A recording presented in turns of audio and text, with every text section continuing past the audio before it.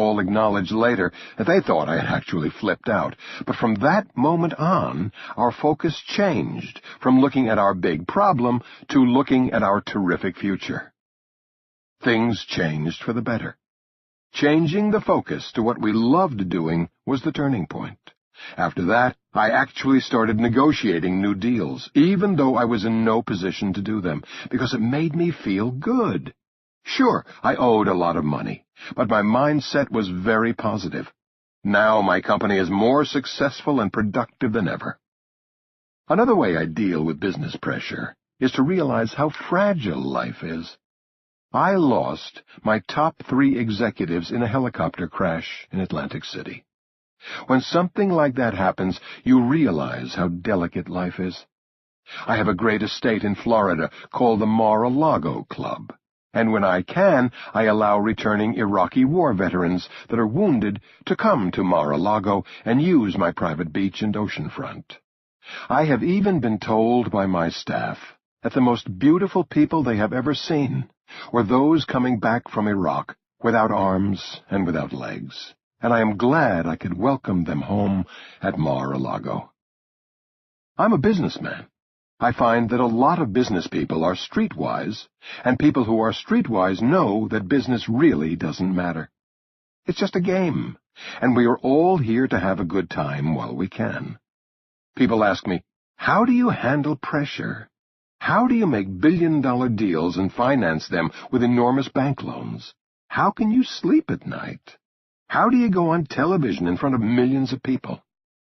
The truth is, it does not matter. What the hell difference does it make? You see what's going on in Iraq? You have seen a tsunami wipe out hundreds of thousands of people.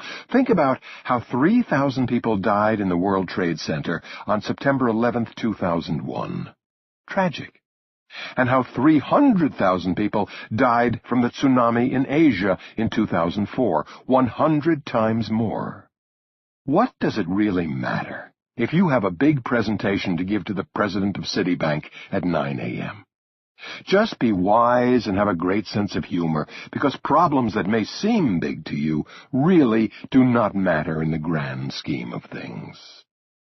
You know, all of my life, people have told me about bad stuff that could possibly happen. They talk to me about market crashes, wars, diseases, earthquakes, and tsunamis. People say I should eat this food or that food so I won't get cancer. A lawyer friend of mine, a great guy, a very smart guy, came up to me the other day and said he heard that I had spoken in front of over 62,000 people in Los Angeles.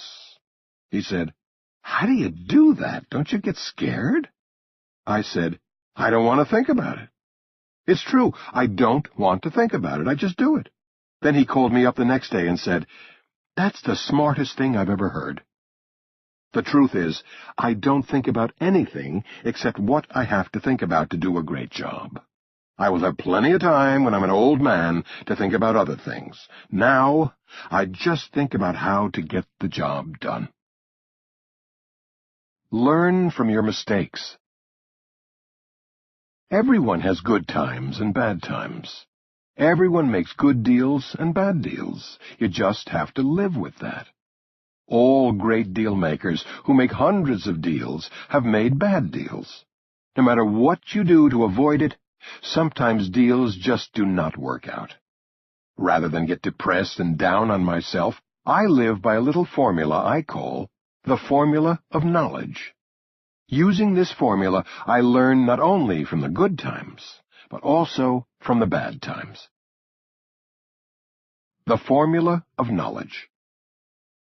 The best way to learn is through studying the history of successes and failures in your industry. The formula of knowledge is the best way to learn, because learning from someone else's mistakes is faster and easier than making them yourself. For example, you don't have to go through an early 1990s real estate crash like I did to know what to do in that situation. Because of the way things go in life, lots of times life forces you to learn from your own mistakes. But it is much better if you can learn from others' mistakes rather than your own. Never give up. Another thing, if you want to be successful, you can never, ever quit. You can never, ever give up. Now, if you love what you do, you are not going to give up because you love it. Sometimes you will feel like giving up. It may seem impossible to try again. But that is the most important time, because it's the time when you begin to learn important information about what you are doing, information you need to succeed. You have to be patient as well as enthusiastic when it comes to your goals. Think big, but be realistic. I have waited 30 years for some things to happen. Look at media mogul Rupert Murdoch. He waited many years to buy the Wall Street Journal. He always wanted it, and he knew he would get it. Rupert is a true genius. You will always encounter obstacles. In fact, it is a good idea to count on them. See them as a challenge instead of an obstacle, and you will find that you have the ability to move beyond them. But it is most important to be tenacious. Do not ever give up. Just keep moving forward, keep your goals clear, and don't give in to discouragement or setbacks.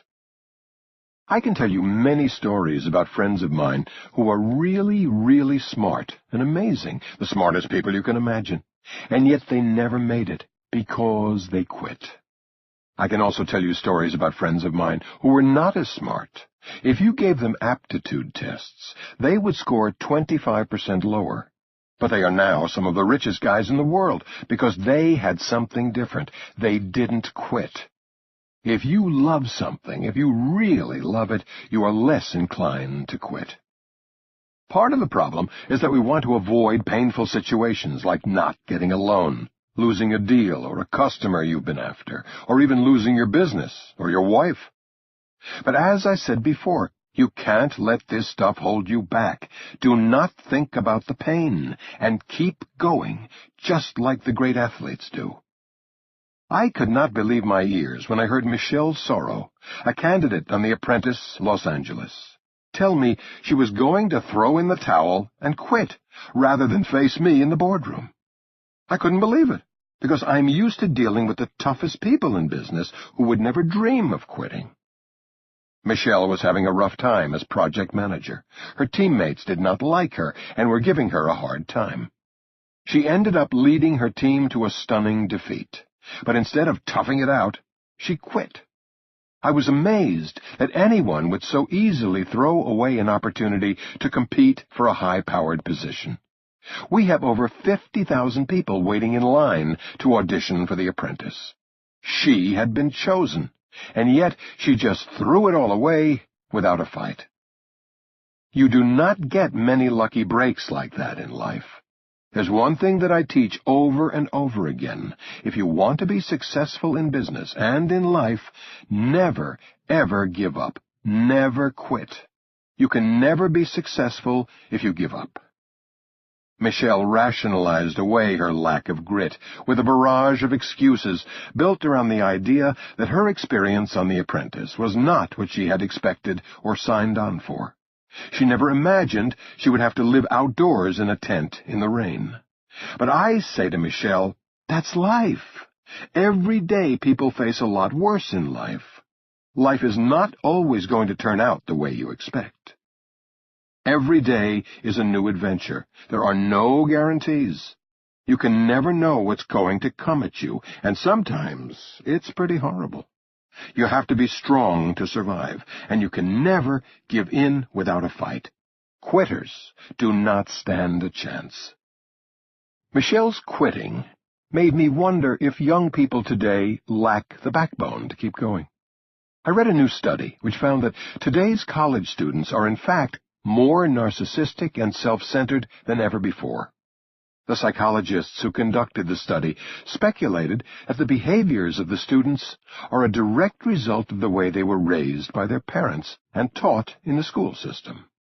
Since birth, many of these youngsters were fed a steady stream of compliments on how wonderful and special they were.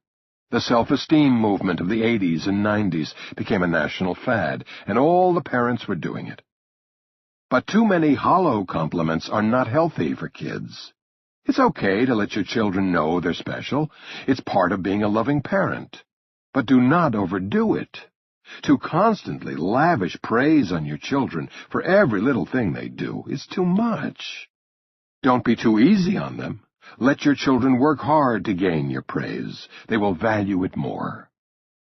I always taught my kids that they needed to work hard for everything they got in life, and that all the luxuries they enjoy were because of my hard work. I taught them that if they want to share in the rewards, they have to share the work. Donald Jr., Ivanka, and Eric now work with me at the Trump Organization. They are working on deals, and I am teaching them everything I know about real estate. They were all excellent students and are doing a great job for me. I was blessed with great children to start with, but they seem to have a great natural talent. If you over-compliment a child, you give him or her an inflated sense of self-worth, and they start to believe they are entitled to success in life without even trying. But it's not true. When they grow up, they will find out that the world is much more difficult than you led them to believe. Then, if they cannot get something right away, they quit. Quitting is a habit that is hard to break. My daughter Ivanka was asked to be in an MTV documentary called Born Rich. The show included Georgina Bloomberg, Luke Weil, Cody Franchetti, Cy Newhouse IV, Josiah Hornblower, and Ivanka, among others. Some of these kids did nothing to dispel the stereotype of the spoiled rich kid. Some of them took for granted the wealth that had been laid at their feet and spoke disrespectfully about their parents.